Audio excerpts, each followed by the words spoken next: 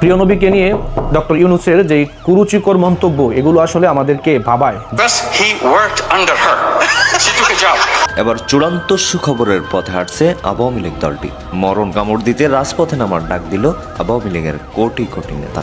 আমাদের মাননীয় প্রধান উপদেষ্টা তিনি কোনো একটা অনুষ্ঠানে আমাদের নবীজিকে নিয়ে কিছু কথা বলেছেন। কপাল পড়ল ডক্টর ইউনূসের। এদিকে দেশে আসছে শেখ হাসিনা, কেউই চাচ্ছে না বর্তমানে ডক্টর ইউনূসকে। ডক্টর ইউনূস নবীকে নিয়ে কথা বলেছেন। বাংলাদেশের মধ্যে এখন কি হতে যাচ্ছে? বাংলাদেশে আওয়ামী লীগ অর্থাৎ এই লন্ডনে আওয়ামী লীগের যে সভা, বাংলাদেশে থেকে শেখ হাসিনাকে দেশ ছাড়া করবার পর এই প্রথমবার লন্ডনের সভা থেকে বক্তব্য রাখতে শোনা গেল শেখ হাসিনাকে। একটা মেটিকুলাস প্ল্যান চলছে। যদি সবকিছু ঠিকঠাক থাকে, আগামী নির্বাচনে বিএনপির জন্য সবচেয়ে বড় রাজনৈতিক বাধা হিসাবে সামনে আসবে একটা রাজনৈতিক দল, যেখানে বাংলাদেশি বর্ডারে ঢুকে সমুদ্র সীমায় ঢুকে ৭৯ জন সহ 2 জাহাজ তুলে নিয়ে গেল ভারতীয় কোস্ট গার্ড এবং বাংলাদেশের ইউনূস সরকার দেখতে থেকে গেল, যেখানে ৭৯ জন বাংলাদেশি এখন ভারতীয় কোস্ট গার্ডের অধীনে। প্রধানমন্ত্রীকে প্রয়োজন বলে দেশের বিভিন্ন জায়গায় তৈরি হয়েছে বিক্ষোভ মিছিল। অন্যদিকে এক ভিডিওতে দেখা যায় সমন্বয়কদের গালি ভাঙচুর করেছে কিছু পাবলিক। ভাবা যায় মব জাস্টিস কোন পর্যায়ে গেছে। তাহলে বাংলাদেশ আসলে কে নিরাপদ? এই মুহূর্তে অনেকের কাছে এই প্রশ্নটা উঠছে। ডক্টর ইউনূসের একটি বক্তব্যকে কেন্দ্র করে অনেক আলোচনা হচ্ছে, অনেক সমালোচনা হচ্ছে। তার বক্তব্যের মাধ্যমে আমাদের নবীকে নিয়ে কথা বলেছে। এটা নিয়েই কিন্তু সাধারণ মানুষজন কেঁপেছে। অন্যদিকে শেখ হাসিনা বিজয়ের বেশে দেশে ফিরতেছে। দর্শক শ্রোতা, শেখ হাসিনা অনেক ষড়যন্ত্র করতো বাংলাদেশকে নিয়ে। কিছুদিন পরপরই একটা করে কল রেকর্ড ফাঁস করতো এবং সেই কল রেকর্ড থেকে আমরা কি বুঝতে পারছি, তারা গোপনে গোপনে তাদের দলটাকে বড় করতে শুরু করেছিল। কিন্তু এখন এটা আমরা কি শুনতে পাচ্ছি, এইটা দেখে সারা বিশ্ববাসী অবাক হয়ে গিয়েছে। আপনারা সব কিছুই দেখতে পারবেন এই ভিডিওর মাধ্যমে। ডক্টর ইউনূস তার বক্তব্যের মাধ্যমে কি বলেছেন, কেন সাধারণ মানুষরা এইভাবে কেঁপেছে ডক্টর ইউনূসের বিরুদ্ধে। অন্যদিকে শেখ হাসিনা কিভাবে বাংলাদেশের মধ্যে ফিরতেছে এবং তার বর্তমান অবস্থানটি। ভিডিওটা কিন্তু খুবই ইম্পর্টেন্ট, আপনারা সম্পূর্ণ ভিডিও দেখবেন। আমার আর কথা না বাড়িয়ে সরাসরি ভিডিওর মূল আলোচনা চলে যাচ্ছি। এখানে দেখতে পারবেন প্রথমে যে অংশবিশেষগুলি দেখিয়েছি সেইগুলোর বিস্তারিত এবং সবাই কি বলতেছে বিস্তারিতভাবে। এই সম্পূর্ণ ভিডিও দেখবেন এবং ভিডিও শেষে আপনাদের মন্তব্য করবেন। এই যে দেখুন, যারা উপদেষ্টা সবার বিচার হবে, ডক্টর মোহাম্মদ ইউনূসের বিচার হবে, সবার বিচার করবে। তার ভিতর এই সাইকোপ্যাথ, এই পাগল, এই অভদ্র মহিলা একটা বারের জন্য বললো না যে আমার পুলিশ ভাইরা গুলি করে মারছে। আচ্ছা, আমি একটা কথা বলি, এই যে যদি ডক্টর মোহাম্মদ ইউনূস প্ল্যান করেই মারবে, তাহলে কেন দেখাইছিল? প্রিয় নবীকে নিয়ে ডক্টর ইউনূসের যে কুরুচিকর মন্তব্য এগুলো আসলে আমাদেরকে ভাবায় যে একজন মানুষ শুধু ব্যবসা ছাড়া আর পৃথিবীতে কিছুই বোঝে না। প্রিয় নবী মুহাম্মদ সাল্লাল্লাহু আলাইহি সাল্লামকে নিয়ে এরকমভাবে হাসি ঠাট্টা তামাশা এগুলা করা, এখন কিন্তু আলেম এই বিষয়ে কিন্তু ফতোয়া দিবে না। কারণ এখন যদি ফতোয়া দেয় ওনাদের ব্যবসার মধ্যে বাটা পড়বে। যদিও ওনার বক্তব্যটি অনেক আগের, কিন্তু সোশ্যাল মিডিয়ায় এরকমভাবে সেটি প্রকাশ হয়নি। এখন ইতিমধ্যে প্রকাশ হয়েছে, মানুষ কিন্তু সেই বক্তব্যটি শুনছে যে উনি বলতেছে যে বিজনেসম্যান মুহাম্মদ সাল্লাল্লাহু আলাইহি ওয়াসাল্লাম যখন আপনার আম্মাজান খাদিজাকে বিয়ে করে, যে উনি তো ছিলেন মক্কার একজন ধনীর পরিবারের মেয়ে এবং ওনাকে বিয়ে করছে আপনার মুহাম্মদ সাল্লাল্লাহু আলাইহি ওয়াসাল্লাম সম্পত্তির জন্য, বা উনি একজন বিজনেসম্যান ছিলেন, এরকম বুঝাইতে চাইতেছে। তখন সেখানে কিন্তু মানুষ হাসি ঠাট্টা এরকম করতেছে, হাসাহাসি করতেছে। উনি এমনভাবে বুঝাইতে চাইতেছে যে উনার মতন মনে হয় সুদের ব্যবসা উনি খুইলা বলছে, নাউজুবিল্লাহ। যাই হোক, কথাটি কেন বললাম, যে উনি যে এরকমভাবে কটূক্তি করে আমাদের প্রিয় নবী মুহাম্মদ সাল্লাল্লাহু আলাইহি সাল্লামকে হাসি ঠাট্টাভাবে উনি যে কথা বলছে, এগুলো কিন্তু আমাদের ইমানদারদের গায়ে লাগে। উনি দেশের প্রেসিডেন্ট হোক, শেখ হাসিনাই যদি এই কথা কইতো, শেখ হাসিনাকেও আমরা ছাড়তাম না। অথচ উনি কিভাবে এইসব কথা বলে আমাদের বাংলাদেশে একজন উপদেষ্টা হয়ে, বা উনি কেন এরকম বক্তব্য দেয়? কারণ উনি হচ্ছে সুদী ব্যবসার মধ্যে ওনার মনোযোগ বেশি। উনি শুধু পুরো পৃথিবীটাই শুধু বিজনেস আর বিজনেস দেয়। আখেরাত বলতে যে একটা জগৎ আমাদের আছে, সেটা কিন্তু উনি বুঝে না। আপনি কাকে কথায় আছে না যে কামারের দোকানে কি আপনি কোরআন পড়াইবেন? উনি যেভাবে বলতেছেন প্রফেট মুহাম্মদ সাল্লাল্লাহু আলাইহি সাল্লাম, উনি কিন্তু এই কথাটাও বলে না। নবীজির নাম নিলে যে আপনার একটা করতে হয়, সম্মান করতে হয়, তাজিম করতে হয়। নবীজির রওজার উপরে লেখা আছে যে তোমরা কেউ উচ্চ সুরে কথা কইও না। নবীজির রওজার উপরে লেখা আছে, অথচ উনি কিভাবে কথা বলতেছে, ভাবতেছে পুরো পৃথিবীটাই ওনার বিজনেস, এরকমটাই কিন্তু উনি ভাবে। এগুলো হচ্ছে কিন্তু নবীজির প্রতি একটি কটূক্তি। এগুলোর বিরুদ্ধে এখন কেউ কথা বলবে না। কেনই বা বলবে? বললে তো ওনাদের আপনার ফায়দা নিতে পারবে না। ফায়দা না নিতে পারলে তো তাদের লাভও নাই। এই যে ডক্টর ইউনূস নবীজির ব্যাপারে এরকম মন্তব্য করছে, এই পর্যন্ত দেখছেন কিন্তু আলেমকে প্রতিবাদ করতে। ভিডিওটা কিন্তু অলরেডি 2 দিন ধরে আপনার সোশ্যাল মিডিয়াতে চলতেছে, বা মানুষ সেই ভিডিওটা দেখতেছে, অনেকবার ট্রান্সলেট করতেছে যে এই ভিডিওর মধ্যে কি বলছে। কি কথা বলছে সেগুলো ট্রান্সলেটও করতেছে। আমরা কিন্তু দেখেছি উনি যেভাবে হাসি ঠাট্টা, সামনে যে দর্শকগুলো বসে আছে তারাও হাসি ঠাট্টা ভাবে সেইগুলো নিতেছে, মানে একবার হাসি তামাশা করে নবীজিকে একদম একজন ব্যবসায়ী, মানে নবীজি আগে চাকরি করতো মা খাদিজার এখানে, আম্মাজান খাদিজার এখানে নবীজি চাকরি করতো, যে নবীজিও বিয়ে করছে বিজনেসম্যান, মানে এরকম বুঝাইতে চাইতেছে। লা ইলাহা ইল্লাল্লাহ আস্তাগফিরুল্লাহিল আযীম। এইসব কথাবার্তা শুধু তাদের মতো সুদখোর যারা তাদের মুখ দিয়ে আসবে, কারণ তারা গোটা পৃথিবীতেই শুধু খালি ব্যবসা, বিজনেস আর বিজনেস দেখে।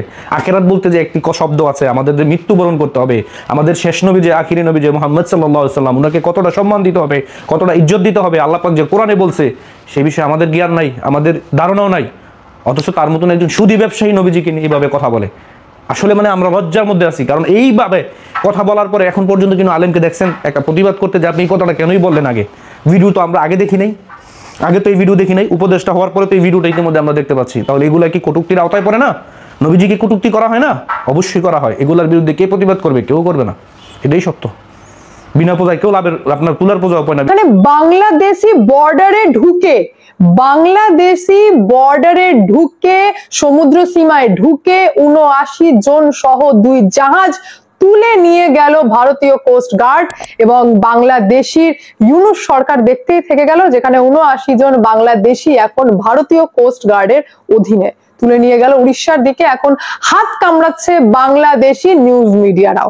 তার পাশাপাশি আপনাদেরকে জানিয়ে দিই যে TB2 কে নিয়ে তো চরম ওস্তাদি মারলো বাংলাদেশ। এইবার আমাদের এয়ার ফোর্স বেসে আমরা মোতায়েন করেছি ইসরায়েলি ড্রোন হেরনকে। ভারত বারবার মুখে গল্প দেয় না, ভারত অ্যাকশনে বিশ্বাসী, যেখানে বিএসএফ এর অ্যাকশনের পর এবার ভারতীয় কোস্ট গার্ড অ্যাকশনে।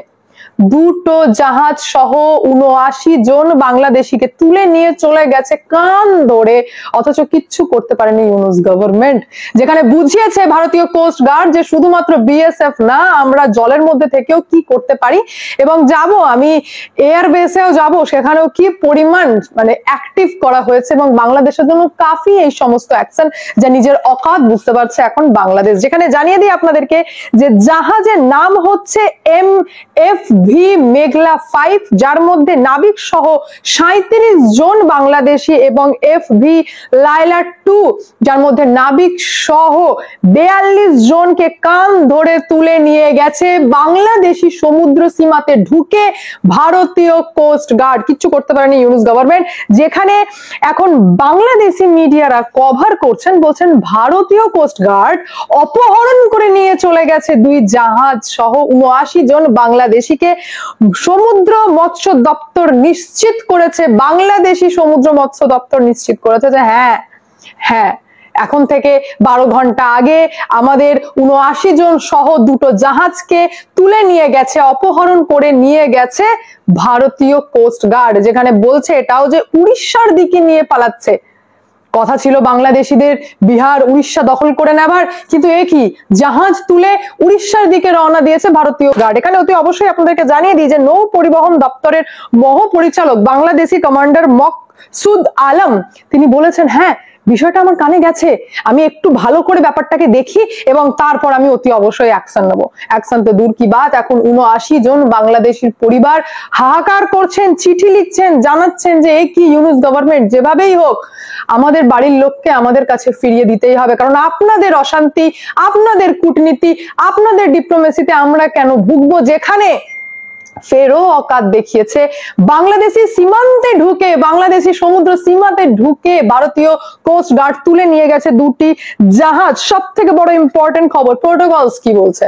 প্রোটোকলস বলছে যদি কূটনীতির সম্পর্ক বাংলাদেশের সঙ্গে ভারতের ভালো থাকতো তো 7 দিনও সময় লাগতো না, 7 দিনও সময় লাগতো না, এমনকি হয়তো ধরতে পর্যন্ত না। কারণ আপনারা খুব ভালো করে জানেন আমাদের ভারতের আর্মিদের না হাত এখন খোলা, ধরা বাঁধা হাত নেই। তার পাশাপাশি অতি অবশ্যই আপনাদেরকে জানিয়ে দিই যে যেহেতু প্রোটোকলস এবং কূটনীতি বাংলাদেশের সঙ্গে একদমই ভালো নেই, সেই কারণে দীর্ঘদিন সময় লাগতে পারে ফেরো বর্ডার বাদে, অর্থাৎ মাটির বর্ডার বাদে সমুদ্র সীমাতেও দেখিয়েছে ভারতীয় সেনারা যে তাদের কি অকাত। অতি অবশ্যই আপনাদেরকে এবার জানাবো যে এয়ার ফোর্স বেসের কি কন্ডিশন, কারণ এখানে তো TB2 উড়িয়ে দেখাচ্ছে বাংলাদেশ, যে সে কত বড় টার্কি থেকে আনা TB2-র মতো একদম দিগ্গজ ড্রোন উড়াচ্ছে, যা নিমিষের মধ্যে সমস্ত কিছু নাকি শেষ করে দিতে পারে। হ্যাঁ, বাংলাদেশ ডেভেলপ করছিল। শেখ হাসিনার টাইমে টার্কি থেকে আনা TV2 যা বাংলাদেশকে ডেফিনেটলি শক্তিশালী করছিল, এমনকি শেখ হাসিনার টাইমে তো রাফেলও কেনার কথা ছিল বাংলাদেশে, কিন্তু সেটা স্বপ্ন থেকে গেল, সেটা অন্য কথা। এখন যেটা বিষয় হচ্ছে সেটা হচ্ছে ভারতের এয়ারফোর্স বেসেও বাংলাদেশ কিচ্ছুটি করতে পারবে না, কারণ 3 দিক দিয়ে ঘেরা হয়েছে বাংলাদেশকে, যেখানে হাসিমারা এয়ারফোর্স বেস যা বাংলাদেশ থেকে মাত্র 20 কিলোমিটার দূরে, এবং বাগডোগরা এয়ারফোর্স বেস যা মাত্র 30 কিলোমিটার দূরে বাংলাদেশ থেকে, এবং বিন্নাগুড়ি এয়ারফোর্স বেস যা মাত্র 10 কিলোমিটার দূরে, এবং তারই মাথার ওপর ঘুরছে ইসরায়েলি হেরন ড্রোন। নামই কাফি হ্যাঁ, ইসরায়েল থেকে আনা হেরন ড্রোন যা তীক্ষ্ণ নজরদারি এবং নিমেষের মধ্যে মাটিতে থাকা লক্ষ্যকে ডিস্ট্রয় করতে সক্ষম, এরকমই ভয়ঙ্কর ইসরায়েল থেকে আনা যার নাম হচ্ছে হেরন, নাম হি কাফি হ্যাঁ। গুগল করে দেখে নিতে পারেন যে এর কি শক্তি। কোথায় TV2 ভাই? এখন বাংলাদেশকে চোখ দেখাতে, মারতে নয়, চোখ দেখাতে এবং নিজের ক্ষমতা দেখাতে বড্ড বেড়েছে, বড্ড বেড়েছে। চোখ দেখাতে তনায়াব করা হয়েছে, মোতায়েন করা হয়েছে Israeli heron drone, Israeli heron drone, যেখানে আপনাদেরকে আমি আরেকটা বড় খবর এবং বড় আপডেট আপনাদেরকে দেবো যে শুধুমাত্র এখানেই ভারত থেমে নেই, শুধুমাত্র এখানেই ভারত থেমে নেই। ভারত অনেক সহ্য করেছে, অনেক কথাবার্তা শুনেছে, সেই কারণে এখন এই সোমবার দিন যখন বিক্রম মিস্ত্রি বাংলাদেশে গিয়ে বলে এসেছেন সেখানকার কন্ডিশন, সেখানকার পরিস্থিতি এবং মাইনরিটির উপর অত্যাচার নিয়ে, এমনকি এটাও বলে এসেছেন যে বাংলাদেশের সাথে আমাদের সম্পর্ক খারাপ করে দুটো দেশের মধ্যেই সম্পর্ক খারাপ হচ্ছে এবং সাধারণ মানুষ ভুগছে, আমি যেটা চাই না। কিন্তু যদি তোমরা মাইনরিটির উপর অত্যাচার করো তাহলে বুঝবো ডিরেক্টলি সরাসরি ভারতের সাথে শত্রুতা করতে চাইছো তোমরা, এরকম বলে এসছেন বাংলাদেশের মাটিতে ঢাকাতে দাঁড়িয়ে বিক্রম মিস্ত্রি, এবং মিডিয়ারা সেটাকে কভার করেছে, যাবো সেই বিষয়। তার আগে জানিয়ে দিই যে যখন বিক্রম মিস্ত্রি মোহাম্মদ ইউনূসের সাথে সাক্ষাৎ করছিলেন তখন আমাদের ভারতের জলপাইগুড়িতে উত্তরবঙ্গ BSF এর উত্তরবঙ্গ ফ্রন্টিয়ারের দিক থেকে অস্ত্র, আমাদের মাননীয় প্রধান উপদেষ্টা তিনি কোনো একটা অনুষ্ঠানে আমাদের নবীজিকে নিয়ে কিছু কথা বলেছেন এবং সেখানে যারা অডিয়েন্স হিসেবে উপস্থিত ছিলেন তারা বেশ মজা পাচ্ছিলেন, করতালি দিচ্ছেন, অট্ট হাসিতে ভেটে পড়ছেন, এবং আমাদের মাননীয় উপদেষ্টা তিনিও করতালি নেয়া এবং হাসি ঠাট্টার জন্য অপেক্ষা করছেন। এটা নিয়ে এখন নানান কথা হচ্ছে, আমরা আলোচনা যাওয়ার আগে ভিডিওটা একটু দেখে নিই। He married a businesswoman.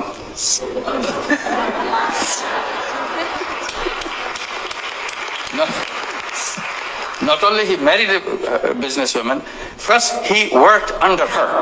She took a job. She took a job under her. Later he married her. I said, if you want to be a good Muslim, you have to follow the footsteps of the great prophet. And you have to marry a businesswoman. And if you can't find one, come to us. We have plenty of them. খুবই ভালো কথা। প্রথম কথাটা হচ্ছে এখন যেটা আলোচনা হচ্ছে, কেউ বলছেন সেটাকে 3-0 কোনো অনুষ্ঠান, এটা কি সোশ্যাল বিজনেসের কোনো অনুষ্ঠান, এটা কি ক্ষুদ্র ঋণের কোনো অনুষ্ঠান, নাকি কোনো ম্যাগাজিন অনুষ্ঠান। যে অনুষ্ঠানই হোক, নবীজির এই ঘটনাটা তিনি হাস্যরসাত্মকভাবে উপস্থাপন করাটা ঠিক হয়নি। তিনি প্রথমেই বলেছেন যে প্রফেট অফ ইসলাম, ইসলামের নবী তিনি একজন বিজনেস উইমেনকে বিয়ে করেছেন, he married A business women. এরপরে হাসি ঠাট্টা। এখন কথা হচ্ছে যে এটাকে হাসি ঠাট্টার কোনো কথা, সিরিয়াসলি তিনি কথাগুলো বলতে পারতেন। তার উদ্দেশ্য কি ছিল সেটি আমরা ক্লিয়ার না, তবে সে সম্পর্কে আপনারা আপনাদের মন্তব্য করবেন। তিনি বলছেন যে not he married A business women, শুধু বিজনেস উইমেনকে বিয়ে করেননি, শি ওয়ার্কড আন্ডার হার। এখানে তিনি শি বলে ফেলেছেন, মানে তিনি তার অধীনে কাজ করেছেন। She took a job, she took a job, নবীজি তার অধীনে কাজ করেছেন। এবং এরপরেই আবার হাসি এবং করতালি, ব্যাপক হাসি এবং করতালি। She took a job under her. Bibi Khadija আলাইহিসসালামের কথা বলেছেন, তার অধীনে তিনি চাকরি করেছেন, কিন্তু কেন নবীজি সেখানে কাজ করেছেন, কিভাবে বিবি খাদিজা তাকে সেখানে নিয়োগ দিয়েছেন, কেন নিয়োগ দিয়েছেন, কি উদ্দেশ্যে দিয়েছেন, সেই সততার কথা আমরা সবাই জানি। লেটার হি ম্যারিড হার, মানে সেখানে জব করার পরে আমাদের নবীজি বিবি খাদিজা আলাইহিসসালামকে বিয়ে করেন। If you want to be a good Muslim, এখন আমাদের প্রধান উপদেষ্টা বলছেন, আপনি যদি ভালো মুসলিম হতে চান, আপনি যদি একজন ভালো মুসলিম হতে চান তাহলে কি করবেন? You have to follow the footstep of great prophet. আপনি যদি ভালো মুসলিম হতে চান তাহলে আমাদের নবীজি, মহানবী যা করেছেন সেটি ফলো করেন, মহানবীর পদাঙ্ক অনুসরণ করেন। মানে একজন বিজনেসম্যানকে আপনি বিয়ে করলে ভালো মুসলিম হয়ে যাবেন। পদাঙ্কটা কি? And you have to marry a business woman. ভালো মুসলিম হতে চাইলে নবীজির পদাঙ্ক অনুসরণ করুন এবং একজন বিজনেস ওম্যানকে বিয়ে করুন। তারপর আবার হাসি, if you can't find one, তুমি যদি কাউকে খুঁজে না পাও, আপনি যদি কাউকে খুঁজে না পান, কাম টু আস। মানে ইউনুস সাহেবের কাছে আসতে বলেছে এবং আমাদের কাছে আসতে বলেছে, বাংলাদেশের মানুষের কাছে আসতে বলেছে। মিন করেছেন প্রফেসর ডক্টর মোহাম্মদ ইউনুস, তাকে নিজের কাছে আসতে বলেছেন। সেখানে আসলে তিনি অনেকের সন্ধান দিতে পারবেন।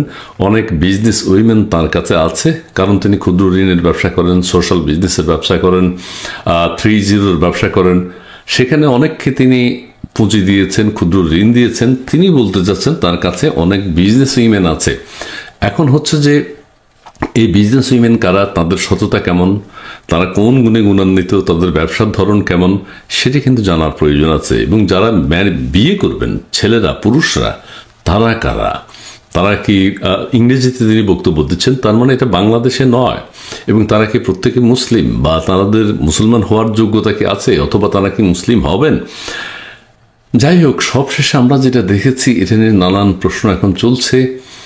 পরিস্থিতি কোন দিকে দাঁড়ায় সেটি দেখার বিষয়। যে আমাদের নবীজি সম্পর্কে এইভাবে হাস্যরসাত্মকভাবে উপস্থাপন করা প্রফেসর ডক্টর ইউনুসের পক্ষে এটা ঠিক হলো কিনা, এটি নিয়ে কথা হচ্ছে।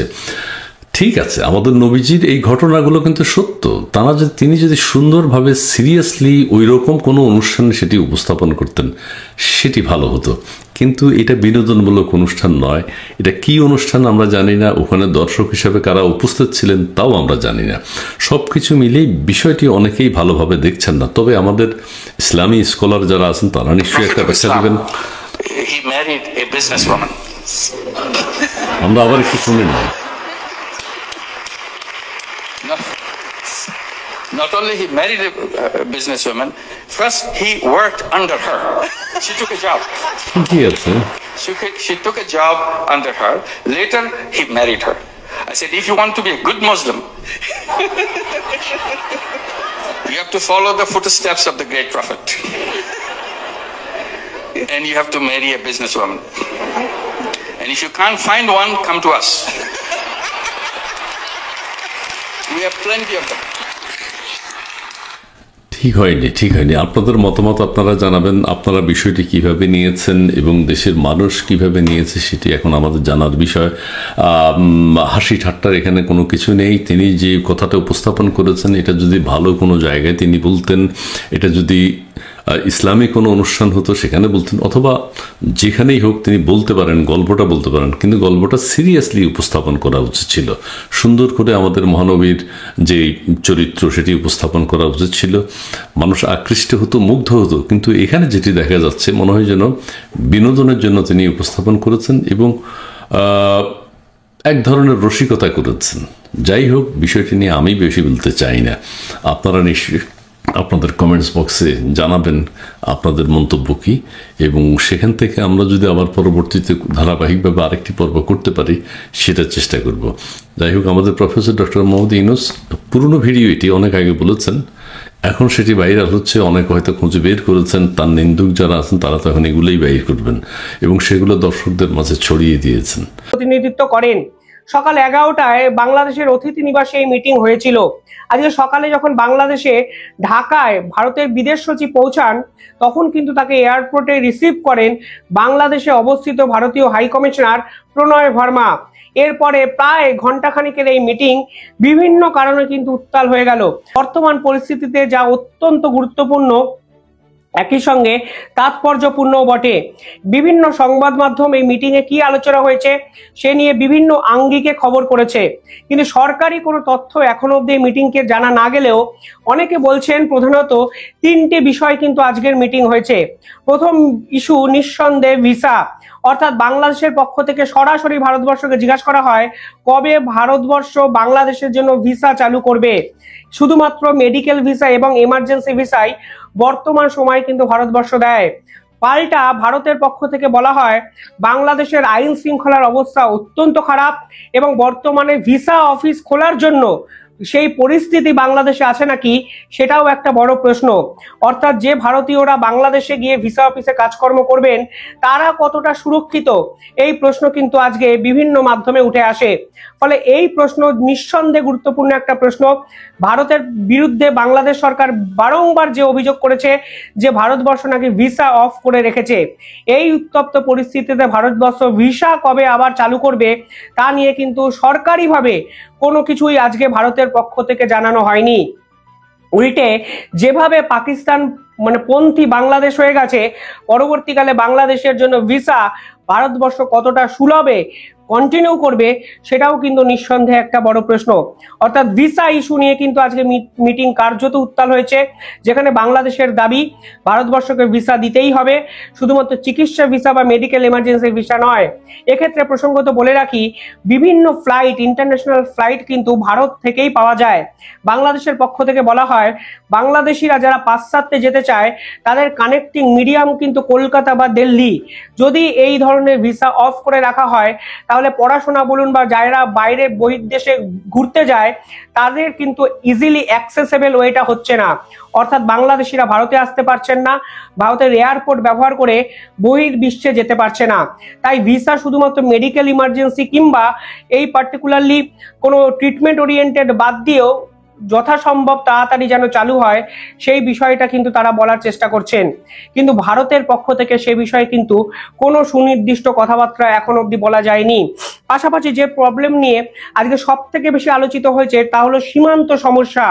দেখুন, সীমান্ত সমস্যা নিয়ে বাংলাদেশ কিন্তু বিএসএফ এর সঙ্গেও 1 মাস আগে একটি মিটিং করেছিলেন, সেখানে সীমান্ত হত্যা নিয়ে বিএসএফ এর বিরুদ্ধে তারা কথা বলেন। আজকের মিটিং এ সেই সীমান্ত সমস্যা ফের একবার ঘুরে ফিরে কিন্তু চলে আসে। এক্ষেত্রে ভারতের পক্ষ থেকে তীব্রভাবে প্রতিবাদ করে বলা হয় সীমান্তে বিএসএফ আজ অব্দি কোনো ইল্লিগাল কাউকে এখনো মারেনি। যদিও যে প্রবলেম অ্যারাইজ হয়েছে সেই সমস্যা বাংলাদেশের পক্ষ থেকে অ্যারাইজ হয়েছে, কারণ বাংলাদেশ সরকার অনুপ্রবেশ থামাতে পারছে না, তারা কাঁটাতার বেছাতে দিচ্ছে না, তারা স্মার্ট ফেন্সিং ভারতবর্ষকে করতে দিচ্ছে না।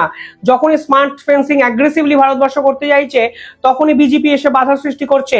আর সীমান্ত সমস্যা অর্থাৎ সীমান্ত হত্যা নিয়ে তারা বিএসএফ এর বিরুদ্ধাচরণ যখন করতে যায়, ভারতের পক্ষ থেকে কিন্তু কার্যত বাংলাদেশকে হুঁশিয়ারি দিয়ে বলা হয় এই ধরনের কোনো সমস্যা ভারতীয় সেনা কিংবা বিএসএফ কেউই কিন্তু করে না। পাশাপাশি আজকে ভারতের সীমান্তবর্তী এলাকায় একাধিক অনুপ্রবেশ ইস্যু নিয়ে কথাবার্তা বলা হয়। যদিও শেষ কয়েকদিন সীমান্ত নিয়ে বাংলাদেশের অধ্যাপকরা যেভাবে গরম গরম কথা বলেছিলেন, যেভাবে 7 সিস্টার্সকে কার্যত বাংলাদেশকে দিয়ে অশান্ত করার কথা বলেছিলেন, যেভাবে পাকিস্তানের JF-57 বা JF-17 এয়ারক্রাফট দিয়ে ভারতবর্ষকে কার্যত অশান্ত করার কথা বলেছিলেন, সে বিষয়ে কিন্তু আজকে বাংলাদেশ সরকার কার্যত চুপ করে যান।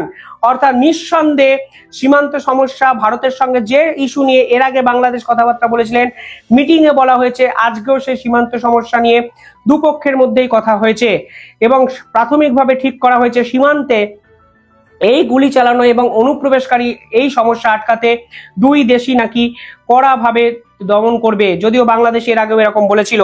পাশাপাশি ট্রেড নিয়ে আজকে কথা হয়েছে, ইন্টারনাল এবং এক্সটার্নাল ট্রেড নিয়ে। এক্সটার্নাল ট্রেডের যখন প্রসঙ্গে আসে সব থেকে বেশি ক্ষতিগ্রস্ত হচ্ছে যেই সেক্টরটা তা হলো মানি এক্সচেঞ্জিং সমস্যা। অর্থাৎ সীমান্তবর্তী এলাকায় যারা মানি এক্সচেঞ্জ করে তারা নাকি সব থেকে বেশি ক্ষতিগ্রস্ত হচ্ছে। আর এই পার্টিকুলারলি ইস্যুটা নাকি ভারত এবং বাংলাদেশ উভয়ই অ্যাড্রেস করে। This is reflected on a daily basis in the development projects that have been executed on the ground in Bangladesh and that continue to be developed. It is also reflected in the mutually beneficial engagement we have on a whole set of issues ranging from trade, commerce, connectivity, power, water and energy, and development cooperation, consular cooperation and cultural cooperation. There is no reason why this mutually beneficial cooperation should not continue to deliver in the interests of both our peoples. And to that end, therefore, I have underlined today India's desire to work closely with the interim government of Bangladesh authorities. কিন্তু ভারত এবং বাংলাদেশের মধ্যে ব্যবসা বাণিজ্য কবে স্বাভাবিক গতিতে ফিরবে সেই প্রশ্ন কিন্তু একটা বড় প্রশ্ন উঠে যায়। অর্থাৎ এই ট্রেড ইস্যু ভারত এবং বাংলাদেশের দুপক্ষকেই ভাবাচ্ছে, দুপক্ষই এই পার্টিকুলারলি ইস্যু নিয়ে কথা বলছে, কিন্তু আলটিমেটলি সলিউশন যে বাংলাদেশকেই করতে হবে। বাংলাদেশের আইন শৃঙ্খলা যদি ঠিকভাবে না মোতায়েন করা হয়, ঠিকভাবে রক্ষা করা না হয়, তাহলে ভারতবর্ষ যে এই ব্যবসা বাণিজ্যের প্রশ্নে আদতে বাংলাদেশকে এখন সে অর্থে কোনো নাম্বারই দেবে না, তা কিন্তু আজকে মিটিংয়ে কার্যত বুঝিয়ে দেওয়া হয়। প্রাথমিকভাবে মিটিংয়ের প্রথম পর্বে এই ধরনের কথাগুলোই হয়েছে বলে একাধিক সংবাদ মাধ্যমে প্রকাশ করেছে। দ্বিতীয় পর্বে বা দ্বিতীয় ভার্সন এখনো কিন্তু এসে পৌঁছায়নি। এরপরে নিঃসন্দেহে দুই দেশই সাংবাদিক সম্মেলন করবেন এবং সরকারিভাবে কি মিটিংয়ে উঠে এসছে তা কিন্তু মিনিটস আকারে হয়তো আন্তর্জাতিক মহলকে তারা জানাবেন।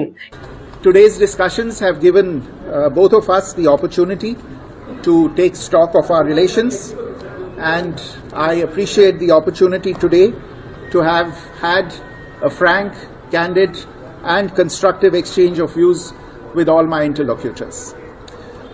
I emphasized that India desires a positive, constructive and mutually beneficial relationship with Bangladesh. We have always seen in the past, and we continue to see in the future, this relationship as a people-centric and people-oriented relationship, one that has the benefit of all the people as its central motivational force. কিন্তু যে গুরুত্বপূর্ণ তিনটি issue যা নিয়ে ভারতবর্ষ কোনোভাবে negotiate করতে চায় না তা হলো ভিসা, সীমান্ত সমস্যা এবং আইন শৃঙ্খলার অবনতি, ব্যবসা বাণিজ্য। স্পেশালি বাংলাদেশের জন্য এখনই ভিসা কিন্তু দেওয়া হবে না, তা ভারতবর্ষের পক্ষ থেকে কার্যত কিন্তু পরিষ্কারভাবে জানিয়ে দেওয়া হলো।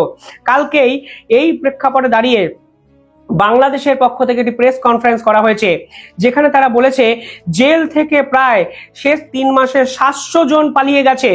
অর্থাৎ যাদেরকে শেখ হাসিনা কার্যত দেশ বিরোধী কর্মকাণ্ডের জন্য জেলে ঢুকিয়েছিল, সেই রকম 700 জন নাকি শেষ 3 মাসে জেল থেকে পালিয়ে গেছে এবং কালকে বাংলাদেশের পক্ষ থেকে কার্যত তা অ্যাকসেপ্টও করা হয়।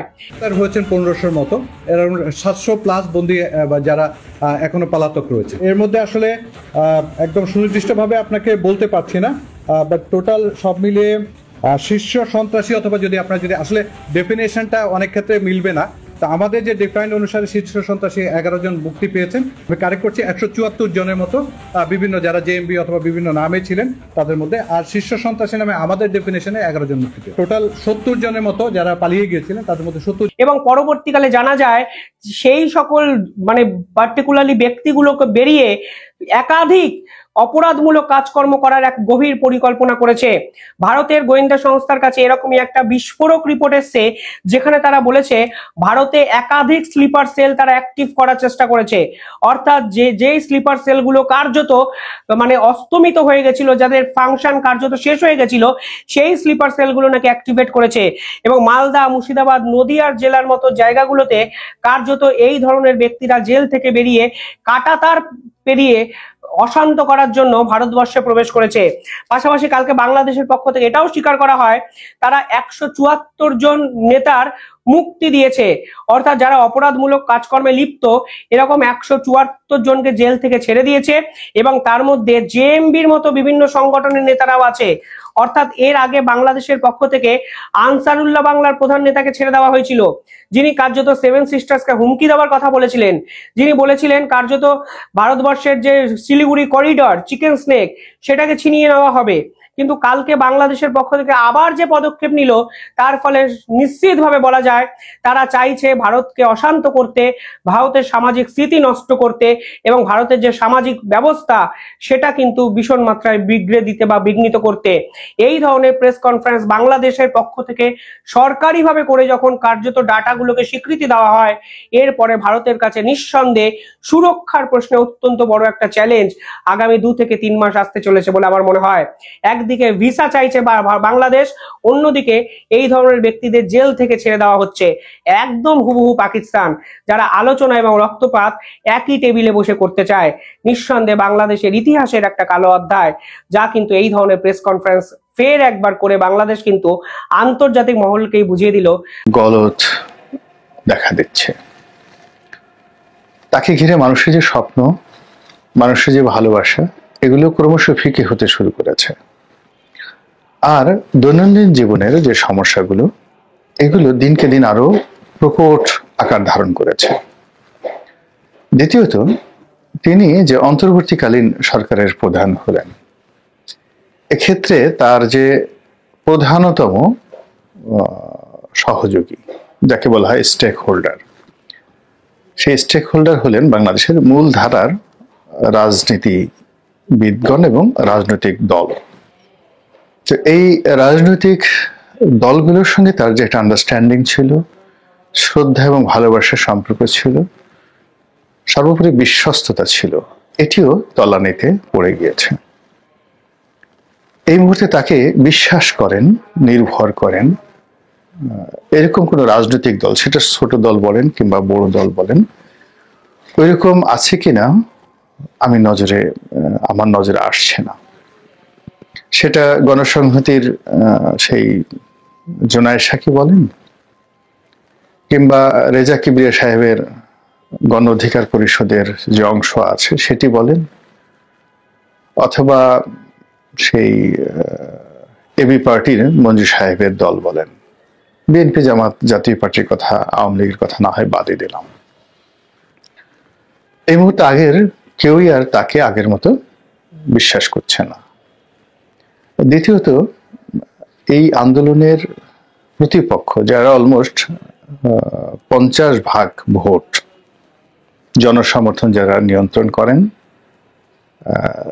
তারা তো একেবারে রিংয়ের বাইরে থেকে প্রতি মুহূর্তে এই ভদ্রলোককে বিপদে ফেলানোর জন্য তার বিরুদ্ধে নানা রকম দেশি বিদেশি চক্রান্ত, এবং সবচেয়ে ভয়াবহ বিষয়টা হলো অপপ্রচার।